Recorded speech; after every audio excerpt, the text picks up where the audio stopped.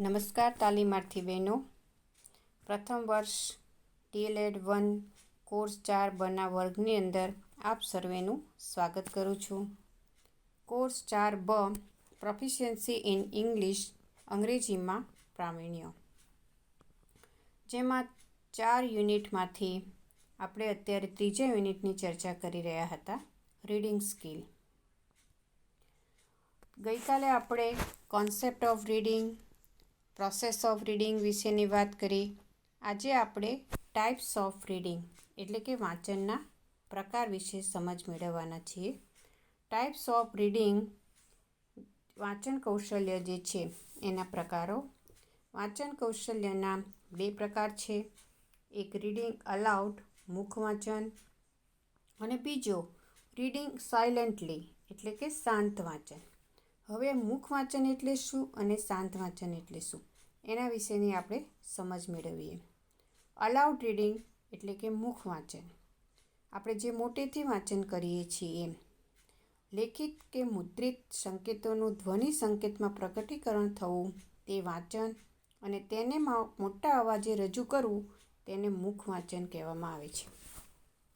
તમે કોઈ ટેક્સ્ટબુક કે કાંઈ પણ વાંચન, ન્યૂઝપેપર વાંચતા હોય તો લેખિત કે મુદ્રિત સંકેતો છે, અને એ ધ્વનિ સંકેતોનું આપણે પ્રેઝન્ટેશન, પ્રકટીકરણ કેવી રીતે કરીએ છીએ?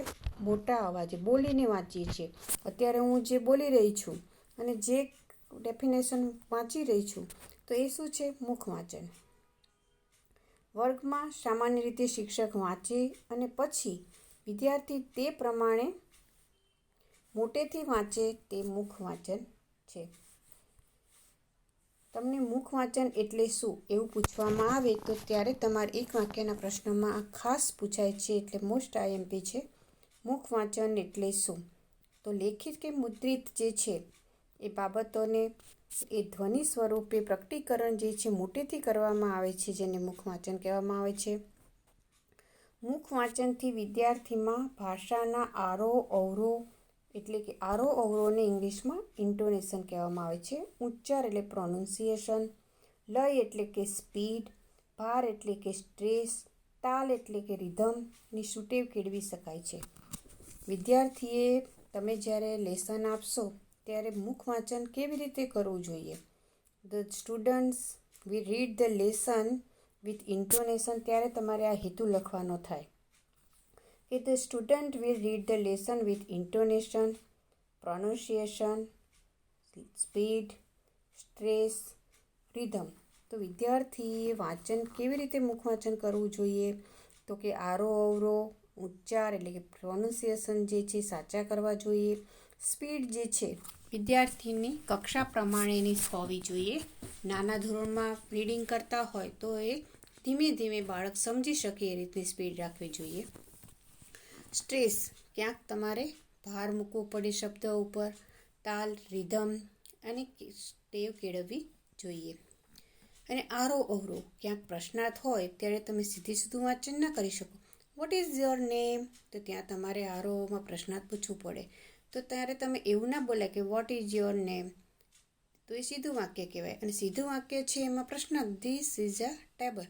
ધીસ ઇઝ એ ટેબલ, તો એ ખોટું પડે. એ સીધું વિધાન વાક્ય છે, ધીસ ઇઝ એ ટેબલ.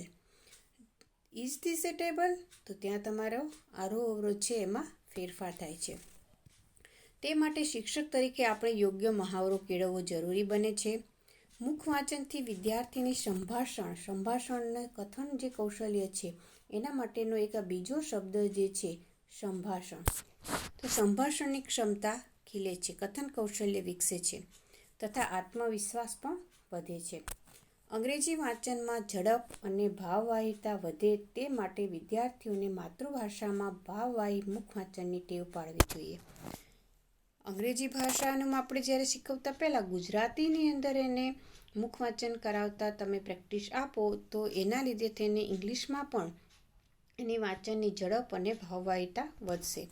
ત્યારબાદ ધીરજપૂર્વક અને યોગ્ય મહાવરા દ્વારા વિદ્યાર્થીની ભૂલોને યોગ્ય રીતે સુધારતા યોગ્ય વાંચન ક્ષમતા કેળવી શકાય. પહેલી જ વખત વિદ્યાર્થી વાંચવા માટે ઊભો થાય, તને નથી આવડતું, તું ખોટું વાંચે છે, તો એ વિદ્યાર્થી હતાશ થઈ જશે. એટલે અહીંયા શબ્દ કહ્યું છે ધીરજપૂર્વક અને યોગ્ય મહાવરા દ્વારા વિદ્યાર્થીની ભૂલ જે છે એને ગુસ્સાથી નહીં, શાંતિથી, પ્રેમથી, એને એવું પણ ન થાય કે ટીચર મારી ભૂલ કાઢી રહ્યા છે, એ રીતે ધીરજપૂર્વક એની ભૂલ જે છે એને સુધારતા વાંચનની ક્ષમતા કેળવી શકાય છે. ક્યારેક પેરેગ્રાફ સ્વરૂપે 2 માર્ક કે 3 માર્કમાં પણ વાંચનનો પ્રકાર જે છે એમાં રીડિંગ અલાઉડ જે છે ને ટૂંકી નોંધ લખો તો આ બધી વિગત તમારે લખવાની થાય. માત્ર મુખ વાંચન એટલે શું? તો ત્યાં તમારે એની વ્યાખ્યા લખવાની થાય. હજી વાંચનના પ્રકારો જે છે એ જણાવી અને તેના વિશે સમજ આપો તો એ વિસ્તૃત પ્રશ્નમાં પૂછાઈ શકે. રીડિંગ અલાઉડને ગુજરાતીમાં મુખ વાંચન કહેવામાં આવે છે. અંગ્રેજી ભાષાના વાંચન કૌશલ્યમાં પ્રાવીણ્ય પ્રાપ્ત કરવા માટેની પ્રવૃત્તિઓમાં મુખ વાંચન પોતાનું આગવું સ્થાન ધરાવે છે. વાંચન જ્યારે વિદ્યાર્થીની અંદર વાંચનની ક્ષમતા કેળવવી હોય તો એમાંની એક આ જે પ્રવૃત્તિ છે કે વિદ્યાર્થી પાસે મોટેથી વાંચન કરાવો તો એ વાંચતા શીખશે. આ ઉપરાંત જુદા જુદા પ્રકારની સભાઓમાં અને મિટિંગોમાં પણ મુખ વાંચનનું કૌશલ્ય ખૂબ ઉપયોગી સાબિત થાય છે. ઘણી વખત કાવ્ય પઠન સ્પર્ધા પણ તમે સાંભળ્યું હશે. તો એ કાવ્ય પઠન જે છે તો એ શું છે? વાંચન. તો એવી પ્રવૃત્તિ જે છે કોમ્પિટિશન પણ યોજીને વિદ્યાર્થીઓનું વાંચન કૌશલ્ય છે એને વિકસાવી શકાય. બીજો પ્રકાર છે વાંચનના 2 પ્રકાર છે એમાં લાઉડ રીડિંગ અને બીજું છે સાયલન્ટ રીડિંગ એટલે કે શાંત વાંચન. શાંત વાંચન એ મૌખિક વાંચનથી વધારે મહત્ત્વનું છે. નાનું ધોરણ હોય ત્યારે આપણે લાઉડ રીડિંગ કરાવીએ પહેલાં બીજામાં. પછી તમે કોલેજની અંદર કેમ લાઉડ રીડિંગ ના ચાલે, ત્યાં તો કેટલું બધું સિલેબસ હોય. તમારા માટે પણ તમે પણ આ મોડ્યુલ્સ વાંચો છો તો એ કંઈ મોટેથી નહીં વાંચો. એટલે નાના ધોરણની અંદર નાના બાળકોને લાઉડ રીડિંગ મુખ વાંચન કરાવવાનું હોય છે, જ્યારે મોટા ધોરણની અંદર શાંત વાંચન જે છે એનો મહાવરો આપવાનો હોય છે. વિદ્યાર્થી કાળ પૂરો કર્યા પછી પણ તેને વાંચવાનું ચાલુ રહે છે. તેમાં ઉત્તરોત્તર વધારો થતો રહે છે અને આ પ્રકારના વાંચનથી વિદ્યાર્થીની વિચારવાની પ્રક્રિયા પણ વધુ તેજ બને છે. પરીક્ષામાં પણ આપણે વાંચતા હોય છે આગલા દિવસે તો એ વખતે મોટેથી નથી વાંચતા. મોટેથી તમારો આટલું બધું મોડ્યુલ્સ આટલા બધા યુનિટ વાંચો તો થાકી જવાય અને તમારી કક્ષા પ્રમાણે તમારે સાયલન્ટ રીડિંગ કરવાનું હોય છે. આ માટે શિક્ષક જુદા જુદા ફકરા કે પાઠ આપીને શાંત વાંચન કરવાનું કહે છે. ક્લાસમાં પણ 6, 7, 8ની અંદર આપણે શાંત વાંચન આપીએ છીએ અને 1 થી 4 ધોરણ છે, 5મા ધોરણમાં પણ જરૂર લાગે તો જ લાઉડ રીડિંગ, બાકી આપણે શાંત વાંચન કરાવીએ. તથા વિદ્યાર્થીઓને કહેવામાં આવે છે કે શાંત વાંચન કેવી રીતે કરવાનું છે? તો કે હોઠનો ફફડાટ ન થવો જોઈએ, ગણગણાટ ન થવો જોઈએ. આપણે વાંચો શાંત, તમે આવૃત્તિ વાંચો છો તો એમાં ગણગણાટ થાય છે. ગણગણાટ પર હોઠની પણ મૂવમેન્ટ કર્યા વગર વાંચન કરવાનું છે. મસ્તિષ્કની ગતિ ન થવી જોઈએ. ઘણા આમ માથું જે છે જેમ જેમ લીટી પર આગળ આંગળી ફેરવતા હોય અને માથું આ સાઈડથી બીજી સાઈડ લઈ જતા હોય તો આ મસ્તિષ્કની ગતિ પણ ન થવી જોઈએ. આંગળી મૂકીને ન વાંચો. શાંત વાંચન ધ્યાન માંગી લે છે. વળી બાળકમાં અર્થગ્રહણ કૌશલ્ય ખીલવવાનું એક અસરકારક સાધન છે. શાંત વાંચન એટલે શું એવું તમને પૂછાય તો હોઠનો ફફડાટ કર્યા વગર, ગણગણાટ થયા વગર, આંગળી મૂકીને વાંચ્યા વગર, મસ્તિષ્કની ગતિ કર્યા વગર શાંતિથી મનમાં જે વાંચન કરવામાં આવે છે તેને શાંત વાંચન કહેવાય છે. બીજું રીતે એ પ્રશ્ન પૂછે કે શાંત વાંચન કરતી વખતે કઈ કઈ બાબત ધ્યાનમાં રાખશો? સાયલન્ટ રીડિંગને ગુજરાતીમાં મુખ વાંચન, 2 શબ્દમાં ફેર છે. પહેલું છે મુખ વાંચન, અહીંયા તમે જોશો. લાઉડ રીડિંગને આપણે મુખ વાંચન કહ્યું, જ્યારે સાયલન્ટ રીડિંગ જે છે એને મૂક, એટલે બંને. ક્યારેક એવું પણ પૂછાય કે તફાવત જણાવો મુખ વાંચન અને મુખ વાંચનનો. ઇંગ્લિશમાં પૂછે લાઉડ રીડિંગ અને સાયલન્ટ રીડિંગ વચ્ચેનો તફાવત જણાવો. અહીં વાંચક બીજાને ન સંભળાય તે રીતે મનમાં વાંચે છે. આપણું મોટાભાગનું વાંચન એ મુખ વાંચન પ્રકારનું હોય છે. અહીં કેટલીક એક એક્ટિવિટી આપી છે કે અંગ્રેજી વાંચન સામગ્રીના નામ આપેલા છે, જેની સામે તે સામગ્રી તમે કઈ રીતે વાંચવાનું પસંદ કરશો તે જણાવો. અહીંયા રીડિંગ મટીરિયલ્સ ઇંગ્લિશમાં આપેલું છે. ધારો કે ન્યૂઝપેપર છે, તમે બધા ન્યૂઝપેપર વાંચતા હશો તો તમે પોતે કેવી રીતે પસંદ કરો છો એમાં તમારી ટીક. બને ત્યાં સુધી આપણે ન્યૂઝપેપર છે સાયલન્ટલી વાંચીએ છીએ. કદાચ નાનું છોકરું હોય બીજા ત્રીજા ધોરણનું, એને વાંચવા આપો તો એ શું કરશે? અલાઉડ મોટેથી વાંચશે. નોવેલ તો એ પણ આપણે સાયલેન્ટલી વાંચીએ, શાંતિથી વાંચીએ છીએ, કોઈ સાંભળી રીતે નથી વાંચતા. શોર્ટ સ્ટોરી પણ આપણે સાયલેન્ટલી વાંચીએ છીએ, મેગેઝિન પણ સાયલેન્ટલી વાંચીએ છીએ. એન્યુઅલ રિપોર્ટ જે છે, વાર્ષિક અહેવાલ જે છે, તો એ તમારે ક્યારેક તમારા જે વાર્ષિક ઉત્સવ જે છે, એન્યુઅલ ફંક્શન વખતે તમારે જો બોલવાનો થયો હોય તો એનું રીડિંગ કેવું થાય છે? અલાઉડ હોય છે. ટેક્સ્ટ બુક લેસન જે છે, ટેક્સ્ટ બુક લેસન વર્ગની અંદર વંચાવતા હોય તો નાનું ધોરણ હોય તો અલાઉડ આવે, પણ વર્ગની અંદર ન હોય અને તમે તમારી જાતે વાંચતા હોય તો ટેક્સ્ટ બુક જે છે એ શાંત વાંચનમાં આવશે. કોર્સ મટીરિયલ છે એ પણ સાયલેન્ટલી વાંચો છો. લેટર ઓફ એ ફ્રેન્ડ એ પણ સાયલેન્ટલી વાંચો છો. એટલે તમારે તમારી ચોઈસ બતાવવાની છે. આ તો હું તમને એક એક્ઝામ્પલ તરીકે મારા વ્યૂ બતાવું છું. ફીડબેક બાય યોર ટીચર જે છે એ ક્લાસના વર્ગ સમક્ષ કહેતા હોય તો અલાઉડ. બધા જ વિદ્યાર્થી જે છે એને પ્રોત્સાહન મળે એટલા માટે ફીડબેક જે છે ટીચર જોરથી પણ મોટેથી પણ બોલતા હોય. નોટિસ ફોર ધ સ્ટુડન્ટ્સ, વિદ્યાર્થી માટેની ક્લાસની અંદર નોટિસ આવે તો એ કંઈ શાંતિથી ના વાંચવાની, આખા વર્ગ સમક્ષ વંચાવવાની હોય તો એ અલાઉડ, એનું રીડિંગ જે છે અલાઉડ થતું હોય છે. એટલે તમારે તમારા એક્સપિરિયન્સને આધારે આ પ્રવૃત્તિની અંદર ટીક માર્ક કરવાનું છે. અને તમે વર્ગની અંદર તમે જ્યારે ટીચર તરીકે સ્કૂલમાં કામ કરશો ત્યારે તમે છોકરાઓ પાસે પણ આવી પ્રવૃત્તિ કરાવી શકો. મૂક વાંચન એટલે કે સાયલેન્ટ રીડિંગ. અહીંયા શબ્દ આવ્યો છે. મૂક વાંચનનો વિકાસ કરવા આટલું ધ્યાનમાં રાખો. હવે મૂક વાંચન કરાતી વખતે કઈ કઈ બાબતોનું ધ્યાનમાં રાખશો? આ પ્રશ્ન છે પરીક્ષામાં પૂછાયો છે, અગત્યનો પ્રશ્ન છે. મૂક વાંચન કરતી વખતે કઈ કઈ બાબતો ધ્યાનમાં રાખવી જોઈએ એ રીતે પણ પ્રશ્ન પૂછાય. તો મૂક વાંચન દરમિયાન ગણગણાટ કે હોઠનું હલનચલન ન કરો. પ્રમાણભૂત શબ્દકોશ એટલે કે ડિક્શનરી પાસે રાખો. દરેક શબ્દના અર્થ માટે તેનો ઉપયોગ ન કરો, પરંતુ જરૂર પડે દરેક શબ્દ માટે આપણે ડિક્શનરીનો ઉપયોગ કરવાની જરૂર નથી. પણ જે શબ્દનો મિનિંગ આપણને ન સમજાય તેના માટે આપણે ડિક્શનરીનો ઉપયોગ કરી શકીએ. એટલે કે ડિક્શનરીનો ઉપયોગ જરૂર પડે તો કરો. અમુક શબ્દનો અર્થ વાક્ય કે પૂરા ફકરાના સંદર્ભમાં સમજી લેવા. ઘણી વખત શબ્દનો ગુજરાતી કરવા જાઓ તો ક્યારેક અર્થનો અનર્થ થઈ જાય. અન્ડરસ્ટેન્ડ શબ્દ છે એટલે કે સમજવું, પણ તમે એને જુદો પાડીને કરો, અંડર એટલે નીચે અને સ્ટેન્ડ એટલે ઊભા રહેવું, તો અર્થનો અનર્થ થઈ જાય. એટલે પૂરા ફકરાના સંદર્ભમાં આપણે અર્થનો સમજવાનો પ્રયત્ન કરવાનો. વાંચતી વખતે શબ્દો કે વાક્યોની નીચે આંગળી કે બોલપેન કે બીજા કોઈપણ પ્રકારનું પોઇન્ટર રાખવાનું ટાળો. સાયલન્ટ રીડિંગ કરતી વખતે આ રીતે પેન જે છે અંડરલાઇન કરવાની, પેન ફેરવતા વાંચવાની ટેવ પાડવી જોઈએ નહીં. બહુ જરૂરી હોય ત્યાં જ તેનો ઉપયોગ કરો. કદાચ તમારે કોઈ સારો મુદ્દો જે છે અગત્યનો હોય અને તમારે હાઇલાઇટ કરવું હોય તો તમે હાઇલાઇટનો એક વખત ઉપયોગ કરી શકો. પણ દર વખતે લીટીએ તમારી આંગળી ફરતી રહે અને વાંચન કરે એ વાંચન કરવું જોઈએ નહીં સાયલન્ટ રીડિંગમાં. સાતત્ય અને એકાગ્રતા એ વાંચનની અગત્યની જરૂરિયાત છે. શક્ય હોય ત્યાં સુધી મૂક વાંચનમાં વચ્ચે ઓછો વિરામ લેવો જોઈએ. શાંતિથી વાંચન કરતા હોય ત્યારે તમારે ધ્યાન જે છે કોન્સન્ટ્રેશન સાથે વાંચન કરવું જોઈએ. નાની વાંચન સામગ્રીમાં તો વિરામ જ ન લેવો જોઈએ. નાનકડું થોડુંક અમથો ફકરો વાંચતા હોય કે એકાદ લેસન વાંચતા હોય તો તે વખતે તમારે કંઈ વચ્ચે અટકીને વાંચવાની જરૂર નથી. એકવાર મૂક વાંચન કર્યા પછી બીજી વાર પણ ફરીથી મૂક વાંચન કરો.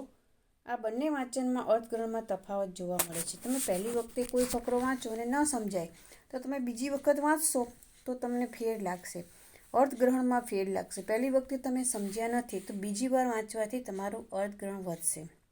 હજી તમે ત્રીજી વખત વાંચશો તો ફરી વધારે એ સમજાશે.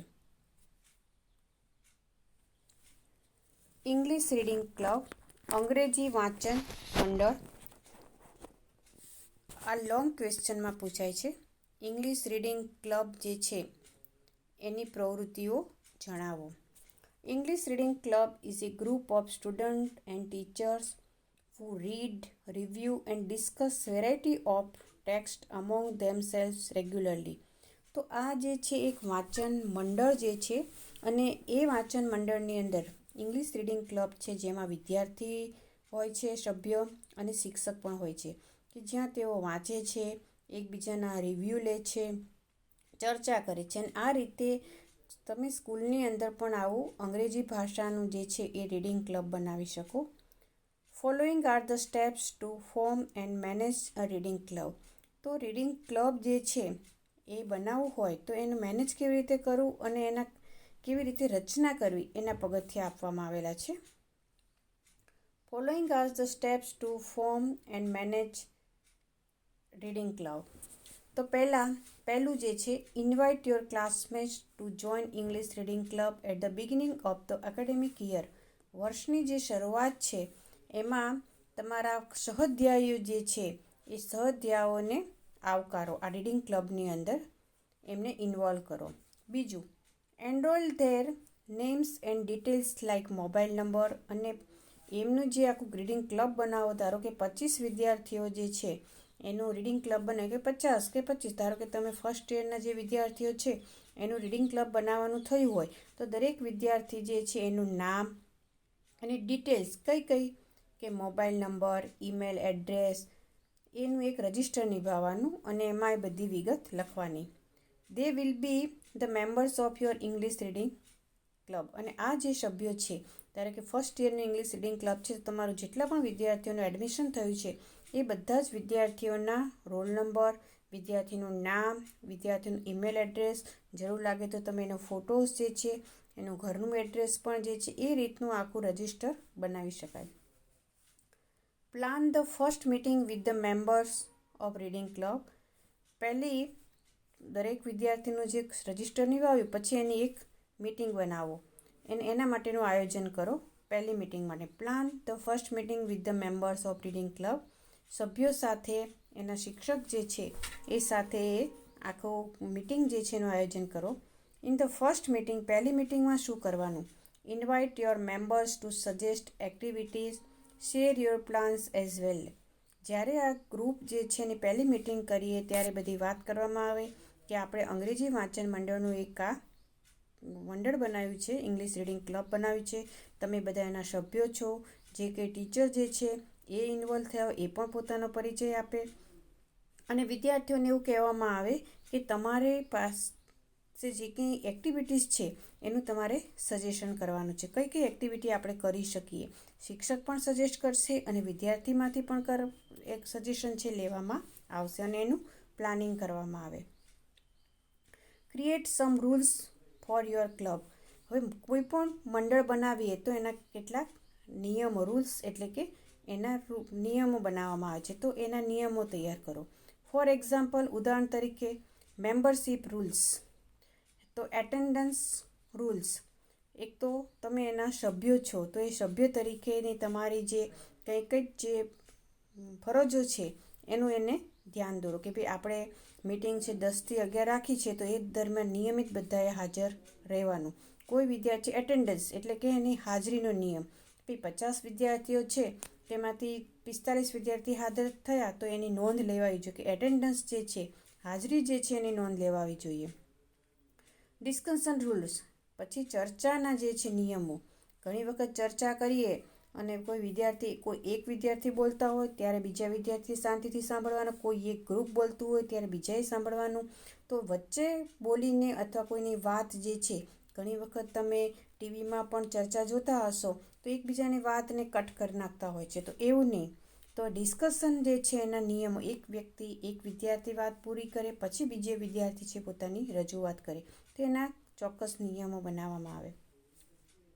ડિસ્ટ્રીબ્યુટ સમ રિસ્પોન્સિબિલિટીઝ, પછી તમારા જે 50 વિદ્યાર્થીઓ છે એ 50 વિદ્યાર્થીઓ જે છે એને ડિસ્ટ્રીબ્યુટ કરવામાં આવે એમની ફરજોને કે ભાઈ 50 વિદ્યાર્થીમાંથી કોઈ એક મોનિટર બનાવે કે જે હાજરી જે છે એનું રજિસ્ટર જે છે એની અંદર નોંધ કરે, સૂચનાઓ આપે.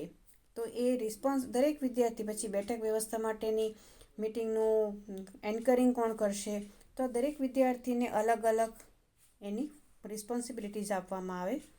હુ વિલ ડુ વોટ, કોઈ જે વિદ્યાર્થી છે કોણ શું કરશે એનું આયોજન કરવામાં આવે. Some students can also shoulder some responsibilities like passing on information to the members, decorating the hall. ધારો કે કેટલાક વિદ્યાર્થી જે છે એ પોતે અમુક ચોક્કસ જે જવાબદારીઓ નિભાવશે. કેવી કે પાસિંગ ઇન્ફોર્મેશન જે છે પાસ કરવાની, બધા જ વિદ્યાર્થીઓને માહિતી. તમે પણ અત્યારે જે F5 સ્ટુડન્ટ્સનું ગ્રુપ છે તો એ રીતે ગ્રુપ જે છે એડમિન બનાવવામાં આવે કે ભાઈ વિદ્યાર્થી ક્યારે મીટિંગ છે, ક્યારે આપણે બધાએ ભેગા થવાનું છે, કઈ કઈ એક્ટિવિટીઝ કરવાની છે, તેવો કોઈ એક વિદ્યાર્થી જે છે એ ગ્રુપ એડમિન બને અને એ જે કંઈ નવી નવી ઇન્ફોર્મેશન હોય એ પાસ કરે. ડેકોરેટિંગ ધ હોલ, તમે જે મીટિંગ જે જગ્યાએ જે વર્ગની અંદર કરવાના છો, જે હોલમાં કરવાના છો એને શણગારવો. Classroom for the function of the club, જ્યારે પણ આ રીડિંગ ક્લબ જે છે એનું કોઈ કાર્યક્રમ હોય તો તે કાર્યક્રમ વખતે એ ફંક્શન વખતે એક વર્ક જે છે એને શણગારવાનું અમુક વિદ્યાર્થી કામ કરે, અમુક વિદ્યાર્થી એન્કરિંગનું કામ કરે, અમુક વિદ્યાર્થી છે ઇન્ફોર્મેશન પાસિંગનું, અમુક બેઠક વ્યવસ્થાનું. તો આમ દરેક વિદ્યાર્થી જે છે એની રિસ્પોન્સિબિલિટીઝ જે છે એ રિસ્પોન્સિબિલિટીઝ જે છે એને ફાળવવામાં આવે, જવાબદારીઓ. Decide your intensive annual calendar of activities. પછી ચર્ચા કરો આખા વર્ષ દરમિયાન એન્યુઅલ કેલેન્ડર, વર્ષ દરમિયાન તમારે કઈ કઈ જે પ્રવૃત્તિઓ કરવાની જે છે એનું ટેન્ટેટિવ એટલે કામ ચલાવો. ટેન્ટેટિવ ઘણી વાર ટાઈમ ટેબલ મુકાતું હોય છે ને, ટેન્ટેટિવ તારીખો હોય કે ભાઈ પરીક્ષાની આ તારીખ છે, લગભગ ચોક્કસ નહીં, તો ટેન્ટેટિવ વર્ષનું આખી વર્ષની જે પ્રવૃત્તિઓ જે કરવાના છે એનું નક્કી કરવાનું. Plan at least 1 or 2 activities of meeting per month. દર મહિને 1 કે 2 પ્રવૃત્તિઓ જે છે એટલીસ્ટ ઓછામાં ઓછી લગભગ 1 થી 2 પ્રવૃત્તિઓ તો કરાવવાનું જ એવું આયોજન કરો. Following are the suggested activities for your reading club. અહીંયા કેટલીક રીડિંગ ક્લબ માટેની પ્રવૃત્તિઓનું સજેશન કરવામાં આવ્યું છે. However you can add your own also. અને તમે પણ તમારી પ્રવૃત્તિઓ અહીંયા જે આપવામાં આવી છે એ સિવાયની પ્રવૃત્તિઓ ઉમેરી શકો છો. તો અહીંથી પણ તમારો એક નવો પ્રશ્ન પૂછી શકે કે પહેલાં તો રીડિંગ ક્લબની રચના કેવી રીતે કરવામાં આવે છે. તો અહીંયા 7 મુદ્દા સુધી જે છે એ રીડિંગ ક્લબની રચના કરતી વખતે કઈ કઈ બાબતોને ધ્યાનમાં રાખવી જોઈએ, અથવા રીડિંગ ક્લબની રચના કેવી રીતે કરશો તે અહીંયા સુધીનો જવાબ આવ્યો. હવે બીજો પ્રશ્ન એવો પૂછાય કે રીડિંગ ક્લબમાં કેવી કેવી પ્રવૃત્તિઓ જે છે એનું પ્લાનિંગ કરશો. તો બુક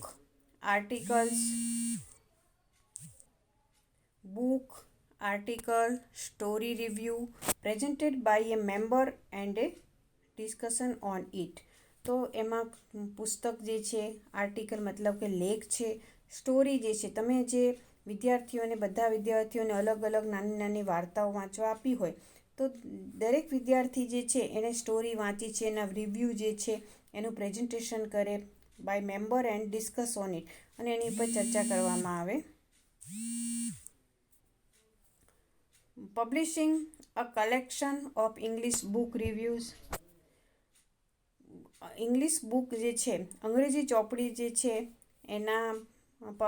એનું જે કલેક્શન જે છે એને પબ્લિશ કરવામાં આવે કે ભાઈ અંગ્રેજીમાં આવા પુસ્તકો જે છે વાંચવાના, એ રીડિંગ ક્લબમાં મૂકવામાં આવે કે આવી ચોપડીઓ જે છે. બુક્સ મે બી લિટરરી, સ્પિરિચ્યુઅલ ઓર એજ્યુકેશનલ. અને આપણી જે શિક્ષણની પણ હોઈ શકે, આધ્યાત્મિક પણ હોઈ શકે, શૈક્ષણિક પણ હોઈ શકે, અને તમે તમારું જ્ઞાન વધારવા માટેની પણ હોઈ શકે. તો આવી કઈ કઈ બુક જે છે એનું ત્યાં પબ્લિકેશન મતલબ કે ત્યાં જાણ કરવામાં આવે, એનું કલેક્શન કરીને કે ભાઈ આવી ચોપડી છે ધોરણ પ્રમાણે, એની જે કક્ષા પ્રમાણે કે આવા પુસ્તકો જે અંગ્રેજીના છે એના રિવ્યૂઝ જે છે એ તમારે આપણે બધાએ એના ઉપર ચર્ચા કરીએ, વાંચવા જેવા છે. All the members are invited two read a book, article, a story, a newspaper in English and have a debate discussion on ધેમ. બધા જ વિદ્યાર્થીને પુસ્તક જે છે વાંચવા માટે કરવામાં તે વખતે ત્યાં તમે મુખ વાંચન જે છે એની પણ તમે એક્ટિવિટી કરાવી શકો. મુખ વાંચન જે છે એની કોમ્પિટિશન રાખી શકો કે કયો વિદ્યાર્થી છે આરો અવરો સ્વર ભાર સાથે વાંચન કરે છે. કોઈ આર્ટિકલ જે છે એનું પણ પ્રેઝન્ટેશન કરાવી શકીએ, કોઈ લેખનું, કોઈ સ્ટોરી જે છે એ પણ વિદ્યાર્થી જે છે, કોઈ વિદ્યાર્થી કે મારે સ્ટોરી કહેવી છે, કોઈ વિદ્યાર્થી ન્યૂઝપેપર કેવી રીતે વાંચન કરવું, ઇંગ્લિશ ન્યૂઝપેપર, તો એનું રીડિંગ ક્લાસની અંદર કરે. ક્યારેક કોઈ મુદ્દાઓ પર ડિબેટ એટલે કે ચર્ચા યોજવામાં આવે, ડિસ્કશન એટલે ચર્ચા યોજવામાં આવે અને ડિબેટ જે છે એ એની ઉપર સ્પર્ધા કરવામાં આવે ચર્ચા ઉપર. કયા ગ્રુપ છે એ સારામાં સારી ચર્ચા કરી શકે છે. Lectures and workshops on reading English by experts. પછી અંગ્રેજીના કોઈ તમારું તો જે ગ્રુપ શાળાની અંદર બનાવ્યું હોય, પણ ઇંગ્લિશના કોઈ જે એક્સપર્ટ્સ જે છે એના એક્સપર્ટ જે છે એનું લેક્ચર જે છે અને એના વર્કશોપ જે છે એ વાંચન ઉપરના જે સારી એવી બાબતો જે છે, વાંચન વિશેની વિશેષ માહિતી જે છે એના લેક્ચર જે છે એનું આયોજન કરી શકે. બહારથી આપણે એવા લેક્ચરર્સને, ઇંગ્લિશના લેક્ચરર્સને બોલાવી અને આપણે રીડિંગ ક્લબની અંદર આવકારી અને એનું ફંક્શન પણ કરી શકીએ, વર્કશોપ પણ કરી શકીએ. રીડિંગ અલાઉડ અ સ્ટોરી, મોટેથી વાર્તા વાંચન કરવાનું, ન્યૂઝપેપર અને એની ટેક્સ્ટ, કોઈ પણ પુસ્તક છે, ન્યૂઝપેપર છે કે સ્ટોરી છે એનું મુખ વાંચન, અલાઉડ રીડિંગ એટલે મોટેથી વાંચન છે, એ પણ આપણે રીડિંગ ક્લબમાં કરાવી શકીએ. રીડિંગ કોમ્પ્રિહેન્શન કોમ્પિટિશન, અર્થગ્રહણ જે છે એની સ્પર્ધા. અગાઉ પણ એક વખત વાત થઈ હતી કે દરેક વિદ્યાર્થીને એક ઇંગ્લિશનો પેરેગ્રાફ આપવામાં આવે અને બધા જ વિદ્યાર્થીને કહેવામાં કે તમે જે આ પેરેગ્રાફને આપણી માતૃભાષામાં જે છે એ સમજ્યા છો એનું તમારે પ્રેઝન્ટેશન કરવાનું છે. અને જે વિદ્યાર્થી ખરેખર એ કોમ્પ્રિહેન્શન જે છે એની નજીકમાં હોય તો એને આપણે નંબર આપી શકીએ. તો દરેક વિદ્યાર્થીની અર્થગ્રહણની ક્ષમતા કેવી હશે? અલગ અલગ હશે. આપણે અગાઉના જ પીરિયડની અંદર વાત કરી હતી, કેમ કે અર્થગ્રહણમાં દરેક વિદ્યાર્થીના પોતાના વિચારો જે છે, અનુભવો જે છે એનું ઇન્ટરપ્રિટેશન કરતી વખતે ઉપયોગ કરશે. પોતાનું જે પ્રી નોલેજ છે એને ધ્યાનમાં રાખીને અર્થગ્રહણ કરશે. તો આવી કોમ્પ્રિહેન્શન કોમ્પિટિશન પણ રાખી શકાય. રીડિંગ કોમ્પ્રિહેન્શન ટેસ્ટ, વાંચન જે છે એનું અર્થગ્રહણ કરવાની. Prepare a collection of reading materials in English suitable for all the members of the club and distribute among them. Reading material, વાંચન માટેનું મટીરિયલ છે એનું કલેક્શન કરવામાં આવે. કોઈક તમે સારી લાઇબ્રેરીમાંથી એકઠું કર્યું હોય, કોઈ બુક સ્ટોરમાંથી જે છે પુસ્તક મેળો છે એમાંથી તમારે રીડિંગ ક્લબ માટેના જે વિદ્યાર્થીઓ છે એની કક્ષા પ્રમાણેના પુસ્તકો જે છે એનું કલેક્શન કરવામાં આવે, એનું એક્ઝિબિશન પણ મૂકવામાં આવે અને વિદ્યાર્થીને જે છે ઇન્સ્પાયર કરવામાં કે તમે આ પુસ્તક વાંચો. તો આ સિવાયની તમારા મગજમાં જે આવતી હોય એ પ્રવૃત્તિ તમે આમાં એડ કરી શકો છો.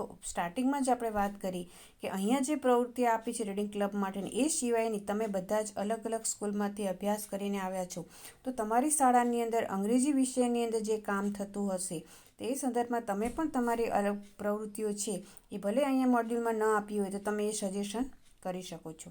અહીંયા આપણો આ ત્રીજો યુનિટ જે છે રીડિંગ સ્કિલ એ પૂર્ણ થાય છે.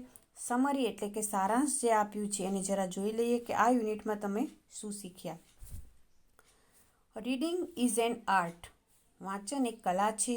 અ સ્કિલ એ કૌશલ્ય છે અને એક સાયન્સ છે. એ અગાઉ પણ વાત કરી, રીડિંગ એક કલા છે, કૌશલ્ય છે અને વિજ્ઞાન છે. Reading includes identification and comprehension of words in the given sentence or the text. વાંચન જે છે એ જે કંઈ ફકરો આપેલા છે, શબ્દો જે છે એનું અર્થગ્રહણ કરવામાં આપણને એની ઓળખ આપે છે. Only pronunciating the words correctly without proper understanding is not reading. માત્ર ને માત્ર શબ્દો જે છે એની ઓળખ જે છે એ વાંચન નથી, પણ અન્ડરસ્ટેન્ડિંગ જે છે વિધાઉટ પ્રોપર અન્ડરસ્ટેન્ડિંગ, સાચી સમજ વગરનું વાંચન જે છે એ માત્ર શબ્દોનું ઉચ્ચારણ છે, એ વાંચન નથી. એટલે તમે જે શબ્દો જે છે એને ઓળખો છો એ વાંચન નથી. Reading has a lot of scientific research as a result of which the terms like fiction, interfiction, movement, regression, rereading, return sweep came into existence.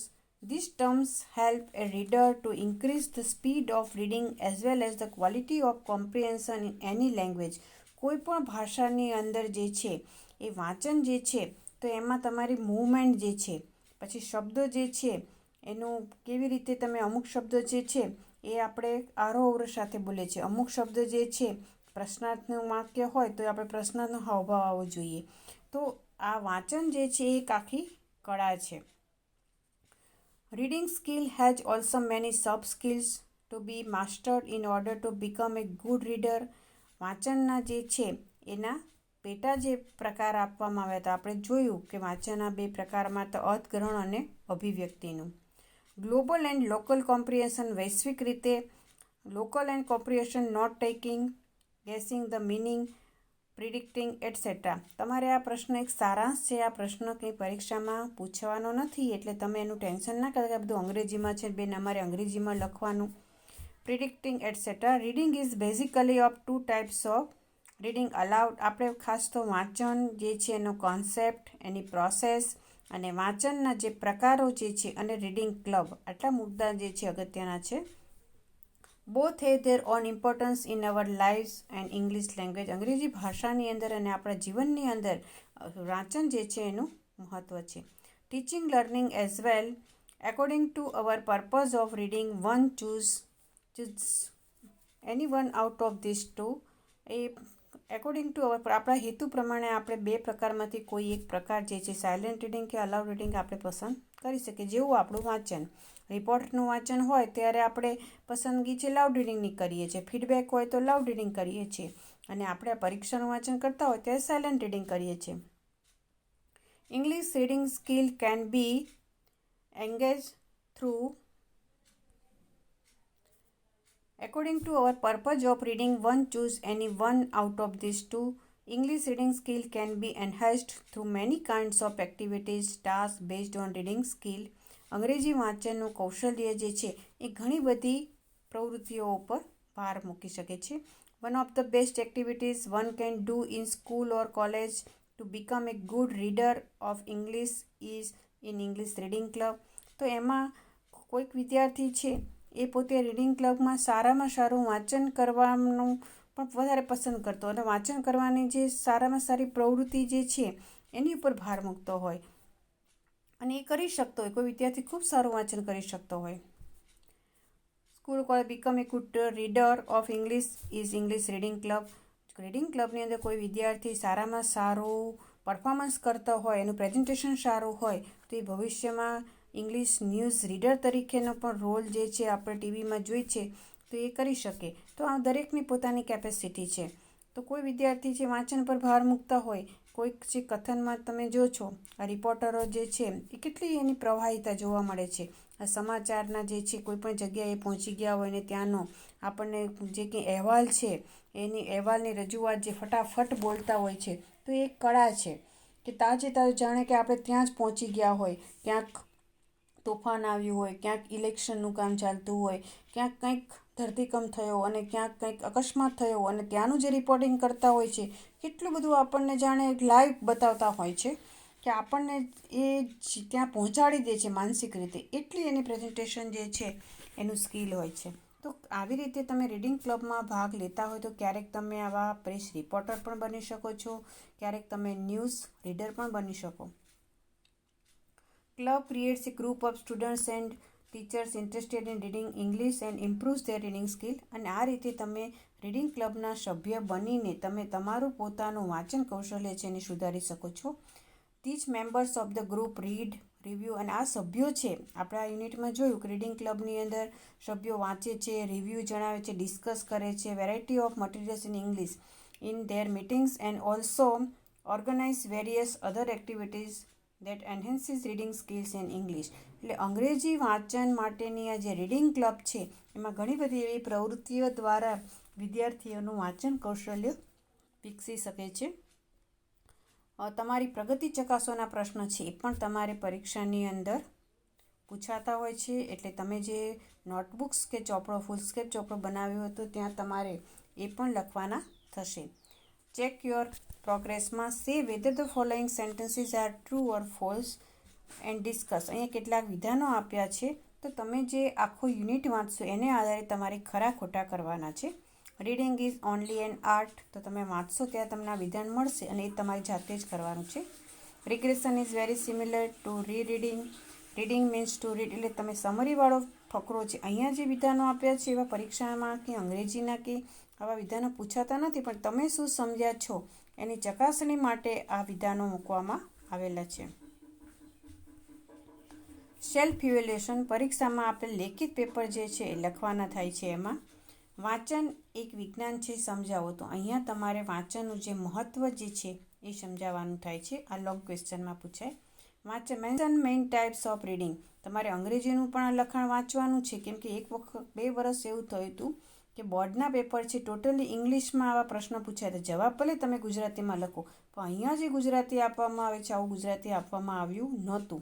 એટલે માત્ર તમારે ગુજરાતી જ વાંચ કરવાનું ને ઇંગ્લિશનું લખવાનું છે આપણે આ ગુજરાતીમાં જવાબ, પણ અંગ્રેજીમાં કેવી રીતે પૂછાઈ શકે એ પણ આપણે વાંચવાનું અને ટાળવાનું નહીં. Mention main types of reading, આટલું જ પૂછ્યું હોય ને આટલું ના પૂછે. Explain the process of reading skill, વાંચન કૌશલ્યની પ્રક્રિયા. ગુજરાતી ન આપે અને સીધું જ ઇંગ્લિશ આપ્યું હોય, આપણે જવાબ આવડતો હોય તો પણ આપણે ના લખી શકીએ, કેમ કે આપણને અંગ્રેજી વાંચ્યું નહોતું જ્યારે નિવડું વાંચ્યું ત્યારે. ઇંગ્લિશ વાંચવાનું ખરું, જવાબ આપણે ગુજરાતીમાં લખવાનો છે, પણ સાથે સાથે ઇંગ્લિશના પણ પ્રશ્નો વાંચવાના. Explain the process of reading skill, આવું જ પૂછ્યું હોય તો આપણને ખબર ના હોય કે આનો મિનિંગ શું થાય તો જવાબ આપણે ના લખી શકીએ. એટલે અંગ્રેજી જ્યાં પણ પ્રશ્ન ઇંગ્લિશમાં છે એ પણ વાંચવાના અને ગુજરાતી પણ વાંચવાનું. વાંચન કૌશલ્યની પ્રક્રિયા સમજાવો. અહીંયા જે 3 પ્રશ્ન આપ્યા છે બધા જ 4 થી 5 માર્કમાં પૂછાય એવા લોંગ ક્વેશ્ચન છે. અહીંયા આપણો 3જો યુનિટ પૂર્ણ થાય છે. હવે પછી મળીશું ત્યારે 4થા યુનિટની શરૂઆત કરીશું. ત્યાં સુધી સર્વેને નમસ્કાર. વિડીયો જોજો. વિડીયો જોયા પછી કોમેન્ટમાં તમારી હાજરીમાં નામ લખશો તો જ તમારી હાજરી પૂરાશે અને અમને પણ એમ થાય કે તમે વિડીયો જોઈ રહ્યા છો. એટલે અવશ્ય વિડીયો જોયા પછી કોમેન્ટમાં પોતાનું નામ લખવું, જેને કારણે તમે આ વિડીયોમાંથી કેટલા વિદ્યાર્થીએ પોતે જોયો છે એની અમારી પાસે નોંધ રહે, જે તમારું ઇન્ટરનલ મૂલ્યાંકન કરતી વખતે હાજરીના જે ગુણ છે એ અમે મૂકી શકીએ. ધન્યવાદ.